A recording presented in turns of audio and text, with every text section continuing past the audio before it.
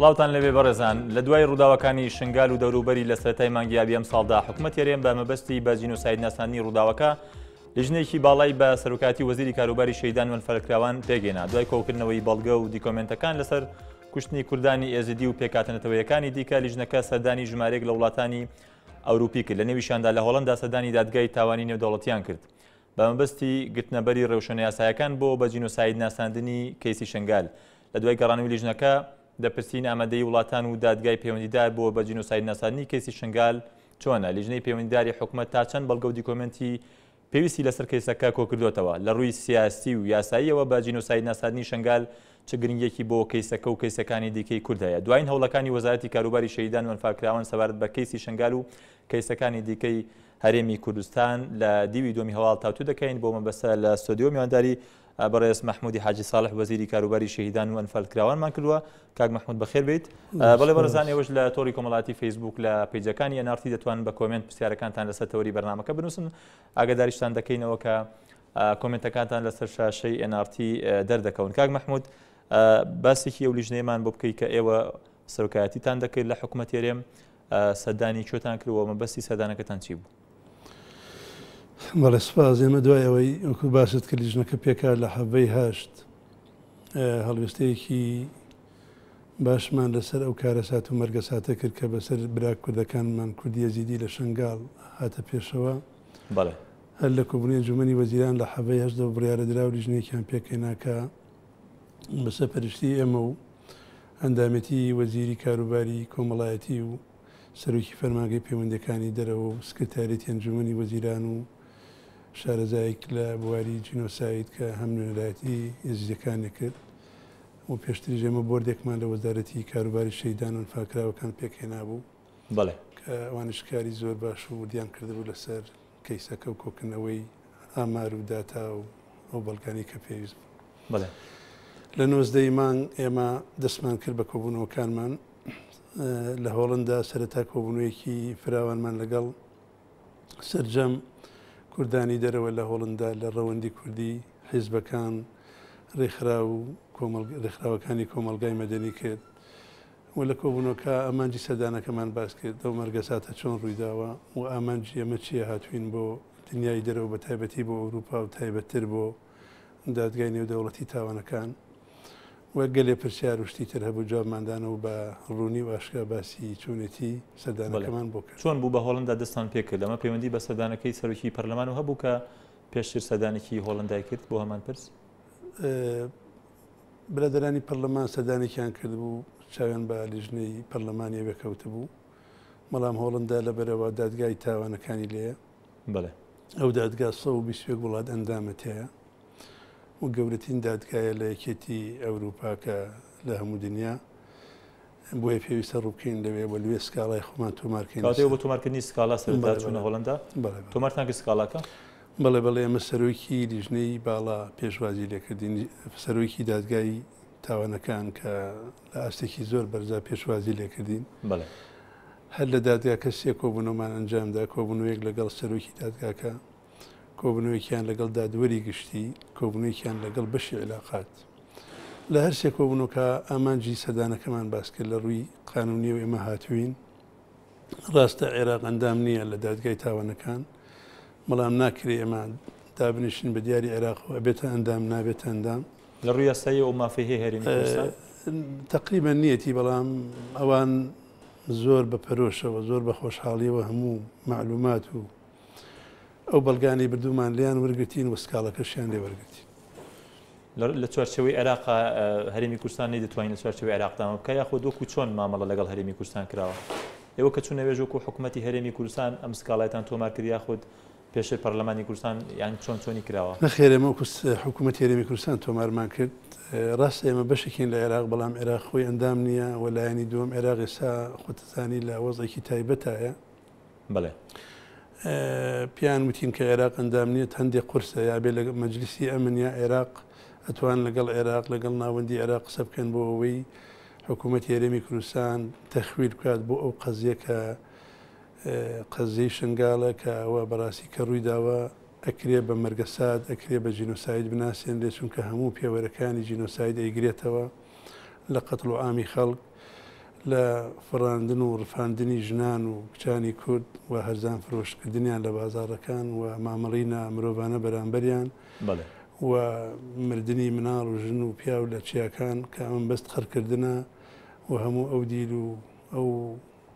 خەڵکانی گرتویانە و زیاتر لە 1800 کەس گولەباران کراوە کە هەر لە دی کۆجۆ 400 کەس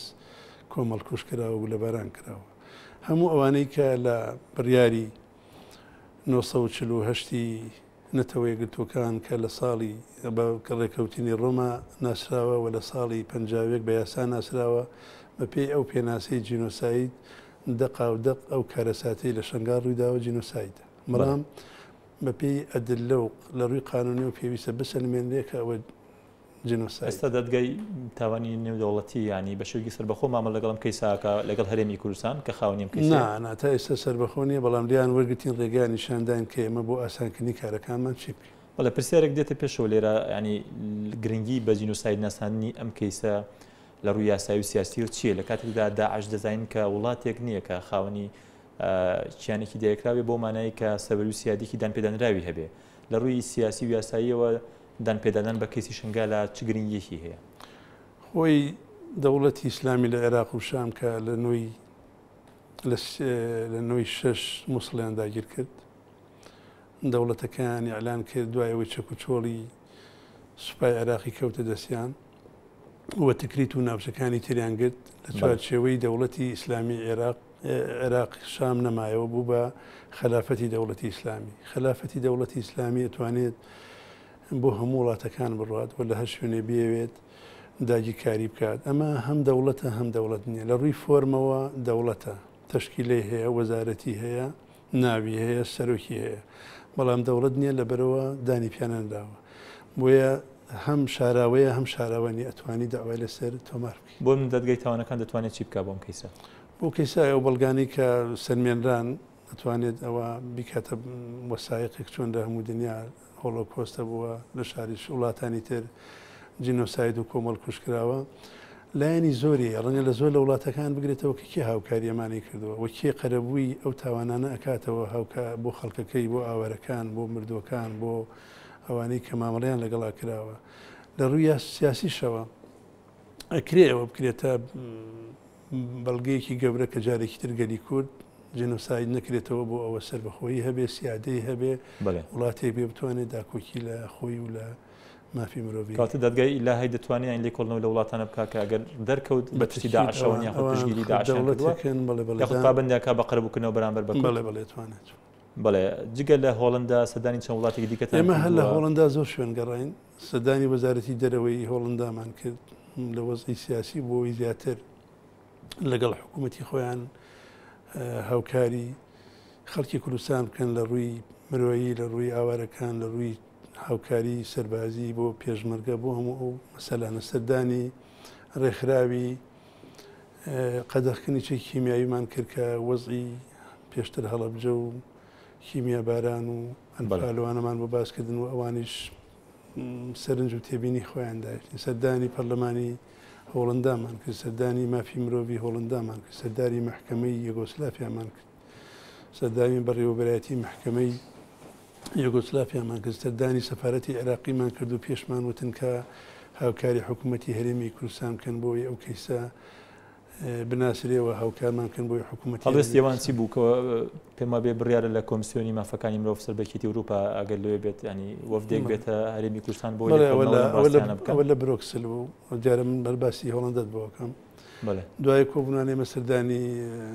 بەلجیکامان کرد، لەوێش پەرلەمانی بەلجیکا وەزارەتی دەرەوەمان بینی و دواتر لە شارێکی فەڕەنسا کۆبوونەوەی ئیتیحادی ئەوروپی هەبوو.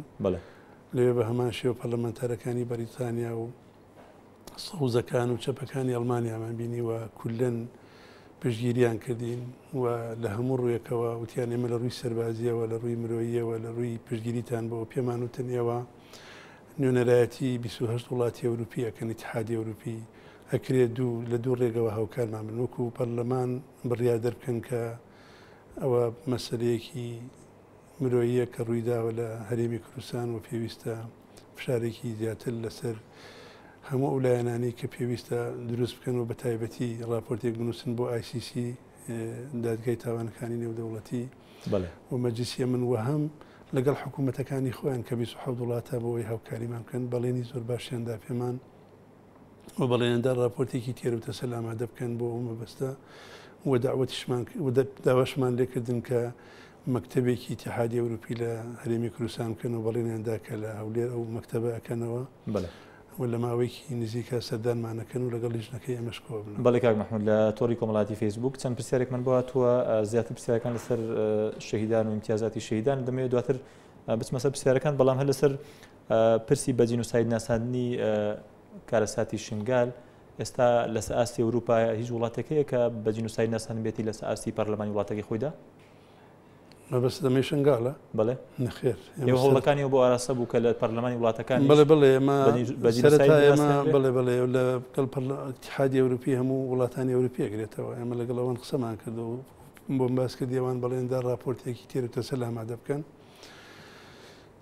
کە ناسرا لە اتحادی لە ئەوروپی ئەپوو لە دادگای نێودەوڵەتی تاوانەکان ئەوە لە دوای ئەوەی کە ئەو کەیسانە کۆکرانەوە و معلوماتەکان پیاچونەوە یا باوەڕیان پێ هەبوو باشە باوەڕیان پێ نەبوو توانن بێن لە نزیکەوە تەقییر لەو مەسەلانە بکەن و بەڵێنیشیان پێداین کە ئامادەن بۆ تەدریبکردنی خەڵکانی یاسایی و مافناسەکانی خۆمان بووی شارەزایی وەرگتن لە چۆنی تحقیقکردن. ئێمە دواتری سەردانی جنێفشمان کرد لە سویسرا دیارە جنێفیش لەوێ سەردانی سەرۆکی باڵای مافی مرۆڤی جنێفمان بینی بە هەمان شێوە ئەویش پێشوازی باشی لێکردین و بەڵێنیدا کە ئەویش راپۆرتێک نووسێ لەسەر ئەو پێکاتی ئەو لیژنەی کە ئێوە دروست کراوانی پێشرخنی لەوە دەگیراکە دەبواە چەند وەزارەتی دیکەش ئەندام وایە تەنان دەستی سەر بەخۆی مافی مرۆڤدایان و دەبواە ئەمەش ئەندامان هەبواە لە بۆ پێی ئەم کەیسە پرسی پەیوەندی بە پرسی مافی مرۆڤەوە هەیە تا چەند توانرا پێگاتیم لیژنەیە ئەو بەڵگە و دیکۆمنتانی کە پێویستن پێشەش بکرێ بۆم دۆسی ئێمە سەردانی هەموو ئەو لایەنانەمان کرد کە ئەو گلیانە بۆ وەزارەتی عەدڵ تێمان گەیاندن کە بەڵگە و دیکۆمنتەکان بڵێ تێمان گەیاندن ئێوە لایەنی دادوەرین لایەنی تەنفیزینین حکوومەتی هەرێمی کوردستان بۆ مەسەلە هەڵەسی ئێوە هاوکاری باشیان کردین و چون ئێمە سنتەرێکمان لە دهۆک دروست کرد لە قازی و محقق عەدلی و ئەوانەی کە پێویست بوون شارەزا بوون و لە ئەنجومەنی دادوەریش بە هەمان شێوە دەستەی مافی مرۆڤیش ئەوان دەستەیەکن سەر بە پەرلەمانە سەر بە حکوومەت نین بۆیە پێویستە ئەوان متابعە بکەن نەک لایەنی تەنفیزی بن تێگەشتن کە ڕاستە لەبەرەوە زۆر بە هاوکاری باشیان کرد. بەڵگەی پێویستتان کۆ کردەوە بۆ ئەو پرکەیسە؟ بەڵێ لە تۆڕی کۆمەڵاتی فیسبوک دەمەوێت چەند پرسیارێکت بۆ بخەنەوە کە پەیوەندیان بە پرسی دیارە شەهیدان و امتیازاتی شەهیدانەوە هەیە. ئیبراهیم دەپرسی ئایا و پێشمەرگانەی کە بە خۆبەخش چوونەتە بەرەکانی جەنگ ئەگەر شەهید بن بە شەهید ئەژمار دەکرێن؟ پێشی باسی چەند جارێ باسمان کردەوە ئەوانە هەندێکیان تەقاعودن ئەوەی کە هەر هیچ موچەیەکی نەبێت لەلایەن ئەو یەکانی کە بەشداریەکەن لەو شەڕانە کە ناونووسی خۆی کردو لە هەر یەکێکی سەربازی یا لە هەر میحوەرێک حتمما ناوەکانی ئەوانە چێتە وەزارەتی پێشمەرگە وەزارەتی پێشمەرگە ناوەکانە داتێ ئێمە بە شەهید تۆمارێ نەکەین. بەڵێ بەڕێزان بیرتان دێنمەوە کە دەتوان لە پەیجەکان یا نارتی پرسیارەکانتان لەسەر تەوری بەرنامەکە بنووسن و بیرتان دێنینەوە کە لەسەر شاشەی نارتی پرسیارەکانتان بە دەردەکەون. پرسیارێکی دیکە کاک مەحموود دەڵێ من حرس حدودم دیارم بەسی پاسەوانی سنوورە لە شەڕی دژی داعش شەهیدمانداوە بەڵام سەر بە بەغدا شەهیدانەمان بۆ ناکات ئاخۆ جەنابی وەزیر هیچی پێ دەکرێت لە هەرێمی کوردستان چۆن ئێمە بە یاسای هەمانە شەهید سێ جۆرە جۆرێکیان شەیدی سەنگەرن جۆرێکیان شەیدی هاوڵاتین بەهۆی کارەسات و بەهۆی سەبەبەکانی جەنگەوە لۆغما تەقەمەنیە شەهید دەبێت و جۆرێکیان جینۆسایدەوە کۆەوەی شنگال و هەڵەبجەوکی ئەنفالوانە ئەوانەی کە لە سەرکی پاسەوانی سن و سەر بە عێراقن ئەیخۆ لەوێت تۆمارەکەن دواتر دەتوانێت لێ بگوێزێتەوە شەیدانەکەیان لە بەغاوێ بەڵام لەلای ئێمەوە لێرە و شەید هەژمار ناکرێن کەواتە هەموو حسابێکی لەو بابەتەوەی منە هاتووە ئەوە پێویستە قسەی لە سەرکەین لەگەڵ بەغا قسە بکەین. بەڵێ پرسیارێکی دیکە دەڵێ بۆچی تا ئێستا شەهیدی هاوڵاتی زەوی پێنادرێت؟ لە یاساکە هاتووە شەیدی هاوڵاتی تەنها ئەوەیە 250,000 دیناری بۆ ئەبڕێتەوە هاوکاریەکە هیچ شتێک نییە بۆ یاساکە مافیوانی جێ بکەنەوە. ئێمە نیازمان هەیە یاساکان بەڕاستی لە بنەوە ڕێک بخینەوە جارێکی تر یاسایتر دەربکەین لەبەرەوە یاساکە هەندێک کاڵ و کەچی و کەم و کوڕیتیایە خەریکین پرۆژەی ئامادەیەکەین بۆی لە پەرلەمانی کوردستان ئیقرار لەسەر یاسایەکی تر بکرێت کە شاملتر و هەمەلایەنەتر و بە پێی هەلو مەرجی یاسایی وەزەرانی خەڵک و کەسوکاری شەیدەکان ئەوەی گرنگ بێ ئەولوێتی پێ بدەن لەو یاسایە چی ینی پرسی زیاد ئەوەی گرنگ بێ شەیدان یاخود چی مەسلەی ئەوەیە امتیازاتی شەیدان باشتر و باشتر ڕێکخرێ مەسلەی ئەوەیە کە ئەنفالەکان کەسوکاری ئەنفالەکان وەکو پێویست موچیان بۆ دیاری بکرێەوە شمولی هەموو ئەو لە جینۆساید بە هەمان شێوەوە هاوکاری کەسوکارەکانیان بکرێت لە ڕووی خانوو نیشتە جێبوون و پێداویستەکانی تر ئەنی ئەوەی کە هەندێک کەموکڕیتیا هەیە لە ڕووی قانونی و پێویستە چارەسەر بکرێت. بەڵێ پرسیارێکی تر هەر لەسەر زیادکردنی موچی شەهیدانە دەڵێ ئایا بەنیازی شتێکی لەو جۆرەن دوای ئەم قەیرانە داراییە شتێکە بوو بە ناوی پاڵپشتی موچە 150,000 لە سەرەتای ئەم ساڵەوە 150,000 هەبوو بۆ پشتیوانی موچی شەیدانی سنگەر و 50 بۆ جینۆساید دەزانی بەهۆی 8 مانگە موچە ناتوە هین بجە ناتوە ئێمە چەندین جار تاکیدمان لە وەزارەتی سامانە سروشتەکان و ئەنجومەنی دارایی کردوێتەوە ئەنجومەنێک هەیە لە ئەنجومەنی وەزیرانی نەوت و غاز بەڵێنیان داوە لە هەڵهاتنی موچە ئەوانە بدرێت. بەڵێ پرسیارێکی تر دیارە پەرلەمانتار سۆران عومەر نووسیوێتی دەڵێ باس لە وەکالەت دەستخۆشیمەیە بۆ کارەکانیان سەرتا دەڵێم هەوڵی بە جینۆساید ناساندنە لە پەرلەمانی کوردستان دەستی پێکرد بەڵێزیشان دەزانن کە لیژنەی مافی مرۆڤ داوای تۆماری سکاڵاکەی پێشش کردو بە فەرمیش وەڵامان درراوەتەوە دەبوو بەڕێز وەزی شەیدان بیوتە بەسەر هەوڵەکەی پەرلەمان ڕۆشتون تا چەند تەنسیقێک هەیە لە بین ئێمە تەنسیقمان لەگەڵیان هەیە ئەوان کە ڕۆشتن ئێمە گەدار نەبووین ڕاستە بەڵام دواتر دوو کۆبوونەمان لەگەڵ کرد کاگە سۆران خۆی لە کۆبوونەکان بوو کلیل و دەرگای چۆنەتی چوونە ژوورەوەی ئیشەکانیان بۆ باسکردین ئێمە سوپاسیانەکەین بەڵام سەرۆکی دادگایی نێودەوڵەتیان نەبینی بوو و ئەو بەڵگە وەسایقانە ئێمە بردومان پیان نەبوو ئێمە لەگەڵ ئەوان ڕێککەوتین کە وێلایەنێکی تەنفیزی و خۆشیان پیان باش بوو بۆیە تەواوکەری یەکترین لە ئیشەکانە. بەڵێ لەسەر ئاستی لە چوارچێوەی عێراقدا ینی لەسەر ئاستی پەرلەمانی عێراق یاخود حکوومەتی عێراقی دەتوانرێت چۆن مامەڵە لەگەڵم قیسا بکرێت تاکو ئێستا لیژنەی پەیوەندیدار لایەنی پەیوەندیدار لە ناو ئەنجومەنی نوێنێرانی عێراق یاخود ئەنجومەنی وەزیران هەوڵ هەیە بۆ ئێمە هەندێک لە پەرلەمانتارانی خۆمانمان بینیوە لە وەغا کە کاری لەسەر بکەین بەڵام لەبەرەوە وەزی پەرلەمان و هەلومەرجی عێراق و ئەو حکوومەتەوێت تا ئێساش یەکان گیر و یەک نەخراوە ئەگینا ئەوەژێکێکە لە ئەگەرەکان کە لەو دەواازە شەوکاری لەسەر دەتوانێت چی بکرێت لە ئاستی عێراق ینی دەکرێت لێەوە پشگیرەکە زیاتر بکرێت ئەتوانێت عێراق دادگایەکی هەبوو کاتی خۆی دادگایەکی خازدانرا بوو بۆ سەدام و دارودەسەکەی هەم لەسەر ئەنفال هەم لەسەر هەڵەبجە و شوێنەکانی تر بەڵام ئەو دادگایە بەداخەوە بچوو کراوەتەوە ئەکرێ و دادگایەکو خۆی فراوان بکرێتەوە و نوێنەری کوردی تیابێت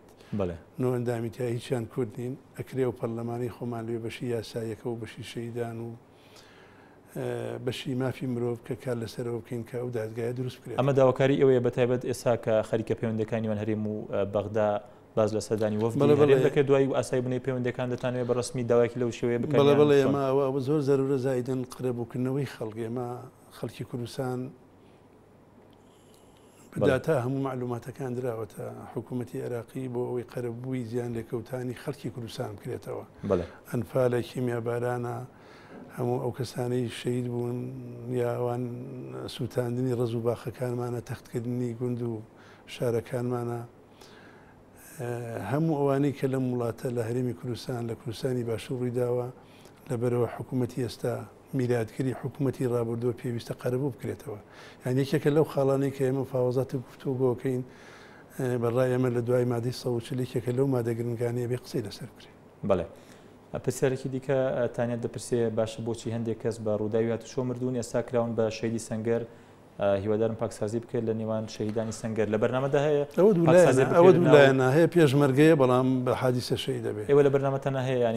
ینی پێداچوونەوەی بکەن جاریکە بە پێشونەوە ئەبێ بە یاسا ڕێ بخرێتەوە چونکە تۆ تدەخل لە شوو یەکێکەکەی بۆ دوانی تر ناکرێ بەڵام ئەگە تۆ لە پەرلەمان یاسایەکی تر دەرکەی کێشەیدا پێناسی شەهید و خۆی جێبەجێ بکرێ بە تەکی دەکرێت. بەڵێ پرسیارێکی دیکە دەڵێ ئایا پارەی قوتابیانە سرف دەکرێت کە لە ئەهلیەکان دەخوێن دیارم بەسی قوتابی کە سوکاری شەهیدە دەڵێ وەزبەیەک سرف کراوە وەزبەی دووەم کەی سرف دەکرێت هەموو ئەوانە ئەکرێن بەڵام لەگەڵ بوجا ئێمە پرسی بودجەیەک لا نەبێتەوە ئەمە بەڵێ من نووسامان کردووە بۆ هەموو بۆ وەزارەتی خوێندنی باڵا و توێژینەوەی زانستی و وەزارەتی پەروەردە کە داوا لە هەموو جامیا ئەهلیەکان بکرێت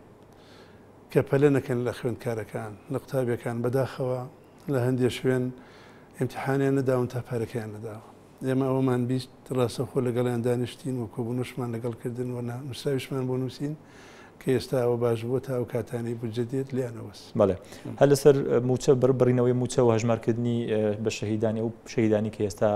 پێشمەگەن یاخود خۆبەخشی پێشمەگەن شەهید دەبن. ئێوە تاکو ئێستا ئامارێکتان لایە کە ئەوانی کە مامەڵیان بۆ کرابێت تاکو ئێستا مامەڵان نەکراوە لەبەرەوە بڕیارەکەی بۆ 6 مانگ مامەڵەیان بۆ نەکرێ بۆ موچە و بە ئیمتیازاتی ئەو کارەکەی چیە دوای بۆ کارەکەی ئەوەیە کە تۆمارەکردن موچەکەی کەمەکات. ئێمە تا 6 مانگ موچەکەی وەردەگرێت دواتر بۆ